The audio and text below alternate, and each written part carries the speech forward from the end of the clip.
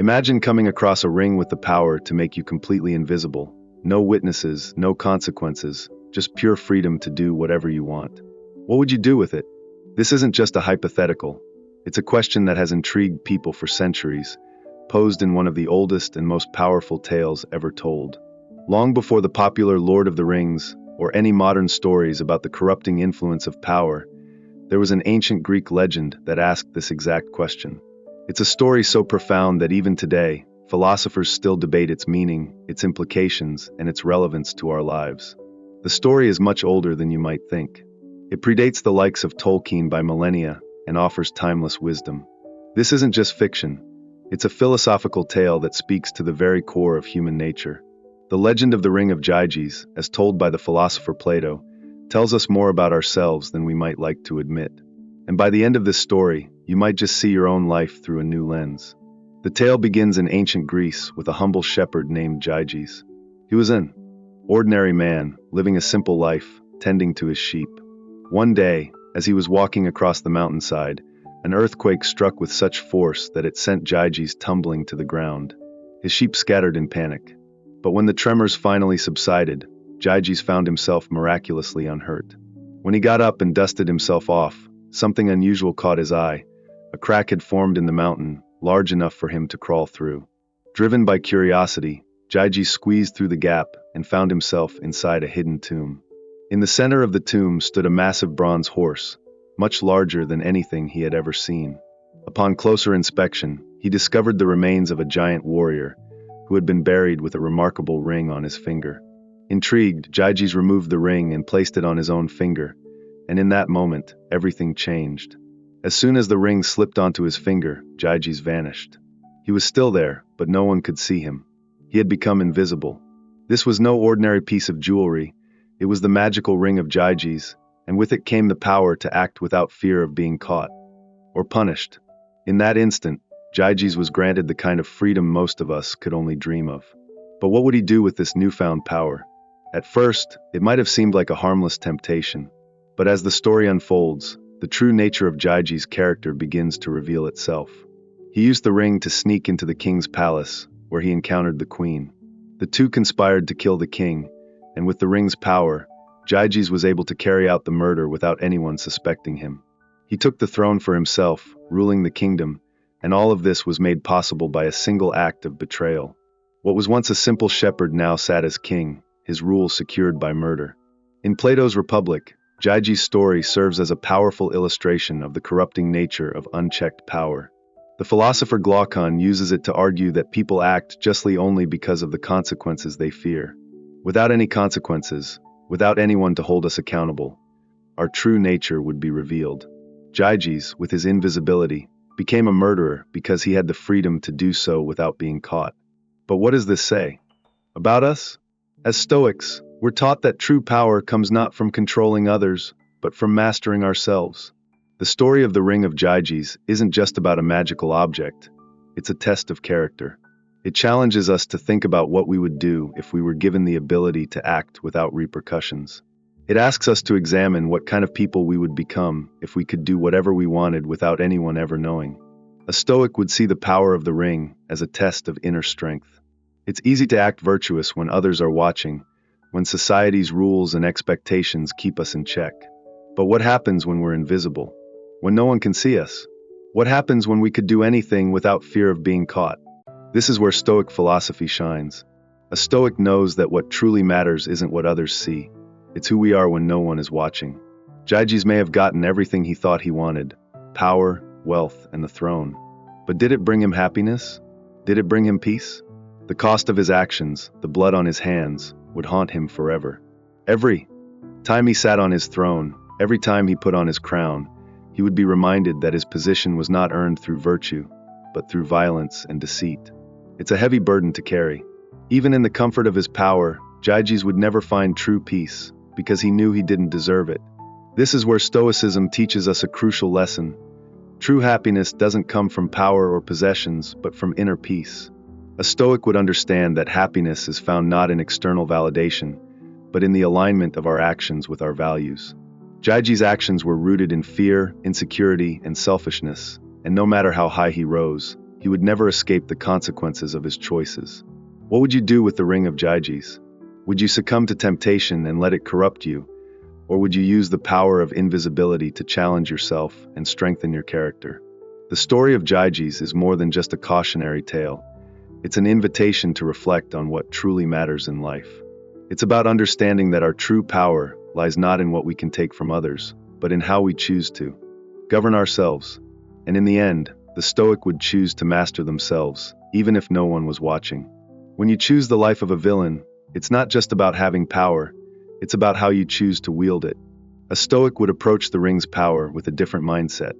Instead of seeking personal gain or revenge, he would ask himself, how can I maintain my integrity, even when no one is watching?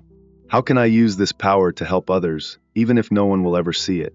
What's the true test here, the power of the ring itself, or my response to it? We all face our own Ring of Gollum moments.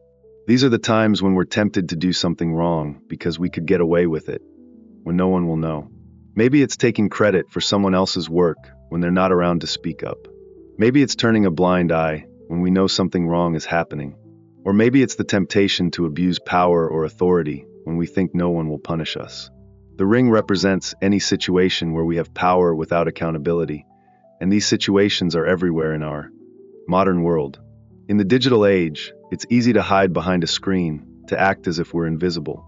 Behind a username on the internet, in a company behind closed doors, or in private moments when we could choose to help or ignore a person in need. It's in the small daily choices we make when no one is watching. So, how do we prepare ourselves for these moments? How do we build the strength to choose what's right, even when we could get away with doing what's wrong? The Stoics would suggest rehearsal. Just like we're doing now with the story of the ring, we can rehearse our response to power. We can ask ourselves, what would I do if I found this ring? What would my first thought be? What would I do in the first hour, the first day? By thinking through these scenarios now, we strengthen our mental muscles for when the real test comes. And come it will, maybe not in the form of a magical ring, but in moments when we have opportunities to abuse power, to take advantage, or to act without immediate consequences. The real power isn't in being able to do whatever we want, without getting caught. The real power lies in being able to do what's right, even when we could get away with doing the wrong thing. That's what it means to live a life well lived. That's what it means to be truly free.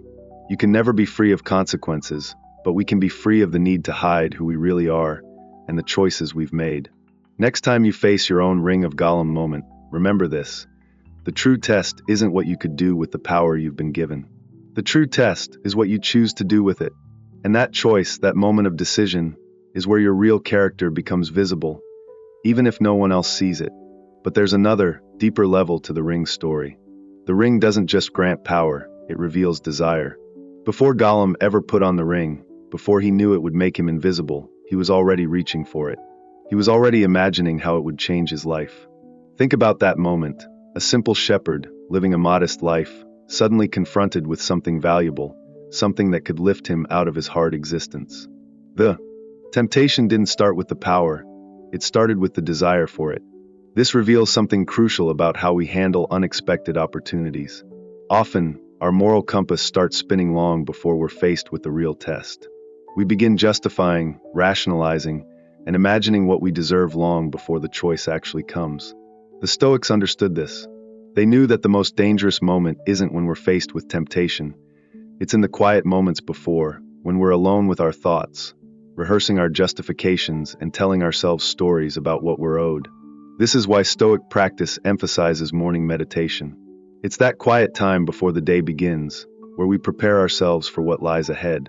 Because by the time the test comes, it's often too late to start building our defenses. Now consider this, Gollum didn't earn the ring, he found it. Like so many lucky breaks in life, like inheritances, sudden windfalls, or privileged positions, the power came to him by chance, not merit. This raises a crucial question. Do we have a greater moral obligation when we receive power we haven't earned? The Stoics would argue yes. When fortune favors us, it creates a debt, not to fortune, but to virtue. The more we receive by chance, the more we owe to wisdom. Imagine how different Gollum's story might have been if he had spent years studying the responsibilities of power, preparing his mind and spirit for such weighty decisions. But instead, like many who come into power unprepared, he was overwhelmed by it. There's an irony in the ring's story. In becoming invisible to others, Gollum became more visible to himself. Every action, every choice, was witnessed by the one audience he couldn't escape, his own conscience. This speaks to a fundamental truth about ethical behavior. The most important witness to our actions isn't society or other people. It's ourselves. We can hide from everyone else, but we can't hide from the knowledge of what we've done. And what we've done will eventually matter. Marcus Aurelius, writing in his private journals, wasn't concerned with what others thought of him. He was concerned with living up to his own standards, even when no one else would know. When Gollum discovered the ring of invisibility, he stood at a crossroads. History tells us of the dark path he chose. But let's imagine how differently his story might have unfolded had he embraced Stoic principles.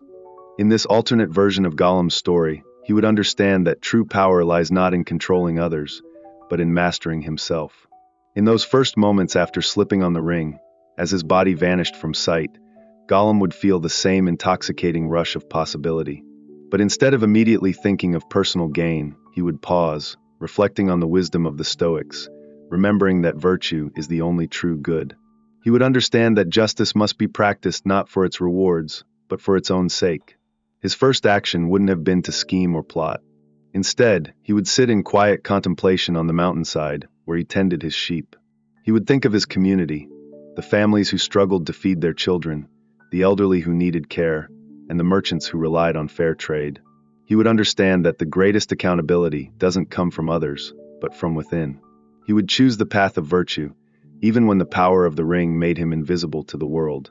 Imagine having the power to become invisible whenever you wanted. It seems like a gift, an opportunity to go undetected, to act without consequence. But in the story of Guys, a man who finds such a ring of invisibility, we see that this power doesn't just test one's ability to remain unseen. It tests the very core of who we are. Guys could have used his power for personal gain, exploiting those who couldn't see him. In fact, when he witnessed merchants cheating their customers with false weights, or when bandits preyed upon travelers, he could have easily taken advantage of the situation. But instead, he chose the path of virtue. Rather than blackmailing the merchants or looting the bandits, Guys used his invisibility to secretly alert authorities, ensuring justice was served without any recognition for his efforts.